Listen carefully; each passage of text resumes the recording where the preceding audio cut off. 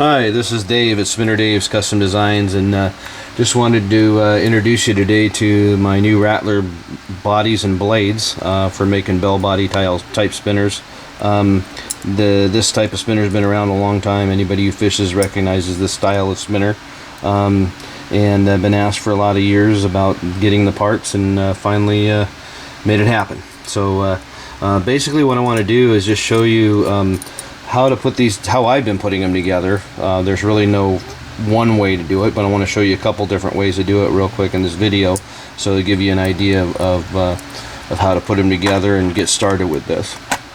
So first thing is understanding kind of a premise that's behind these spinners, is that the bell is going to rattle against this piece here, which I call a gear, and I sell those. It's part of the whole component, the Rattler component selection, and that's going to rattle on here and it's going to turn. Okay, part of the key is that it turns as well, so you're going to get sound coming off of that. So if you go and you look at what's been in the stores forever, and the way you've used to seeing them, is that this gear is rigid on the shaft. So the way you would accomplish that is start with an open wire, slide your hook on, and then come over here and slide this on, and all you have to do at this point is squeeze the wires together, slide the wires into the hole on the gear,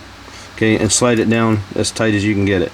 Then what I've been doing is taking this and sliding my plier in here, and smaller the better on the head of the pliers, and just get it down till it stops, and then just crimp that over at a 90-degree angle.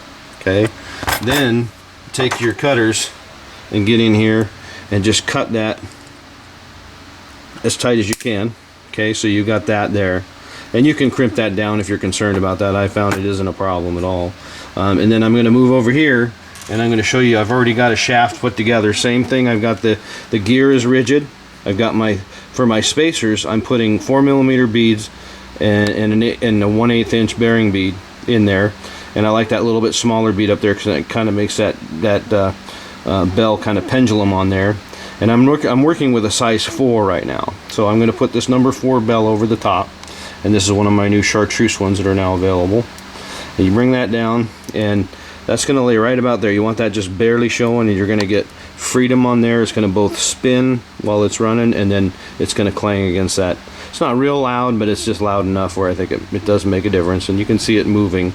So you've got that there. Then it's really simple from there, is just slide on what we call I call a saucer body, I guess. I don't know what anybody else does, but that's what I call them. Saucer body goes on top, and some of the manufacturers don't put bearing beads. I think it's a big plus to have a little 1/8 inch bearing bead on there above the saucer body. Definitely makes the blade spin instantly. And then I've been using number 3 clevises for these size blades, and slide that on like so, and they're pretty much, you're done. That's pretty much how you're going to see them, although it's not exact. It's how they've been made in the stores for years. So you finish that off with your loop, and you got yourself a bell body spinner. And that's one of my new SG patterns on the blade, chartreuse with a chartreuse edge. There's another one there, and there's another one there. So a lot of cool colors coming in right now. And one thing I've had a lot of questions on is doing different style hooks. Can you put single hooks on? You can do anything you want. People always say, can I do this? I always tell, yeah, you can do whatever you want. But I've had a lot of guys, particularly like in Washington, where they're required to use single hooks, where they're saying, well, I want a split ring on there so I can change my hooks out, which isn't a bad idea. I do a lot of that myself. So the difference in that is you can come in here and put a split ring either the same way we did here and make it rigid, or you can come in here on a pre-looped wire, or pre-loop a wire, put a split ring on it, and then slide your gear down. Then I put 4 on this. I'll put 4mm beads, because you don't have that little wire sticking up to take up space. So 4 beads on there is going to be about perfect for this number 4. And then you just slide the body down, and see how the gear is just barely hanging out underneath there, and you've got movement on that. And then it's just the same process. You go in here, put your saucer body on, and bearing bead, and then your blade. And this is a little pink bodied little silver blade. Catch silvers like crazy on that color. But there you go, just like so. Now, obviously the difference is you don't have a hook on here, you got the split ring, you can do whatever you want. You can put treble on there, single on there, change it out. Another thing that you can do is just yank all this off, put a bead down and slide a skirt on, and put that right over the top, and you got a skirted spinner just like that. So that's the biggest thing I wanted to show you, was just the basics on how to put these together.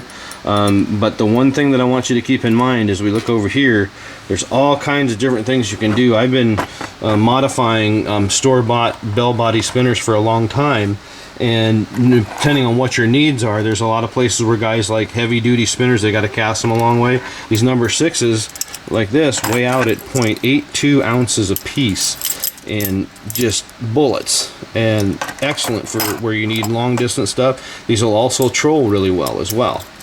The other thing I've been doing for a lot of years is taking the store-bought spinners and turning them into trolling spinners, basically just like this. And you can use these bodies, they don't have to be used with this blade. By the way, this blade right here trolls really nice on a non-weighted trolling spinner too. Just add beads and go. Highly recommend that blade. But the other way you can do it, just like this, make a trolling spinner out of it, and it's got a little weight to it, which sometimes is not bad. Sometimes people may not like it, but I can tell you that this style of a spinner works extremely well on the troll. So just kind of giving you an idea. I'll have more videos coming out on giving you ideas on how to put, you know, stuff together and what colors and combos to use for specific fish and fisheries.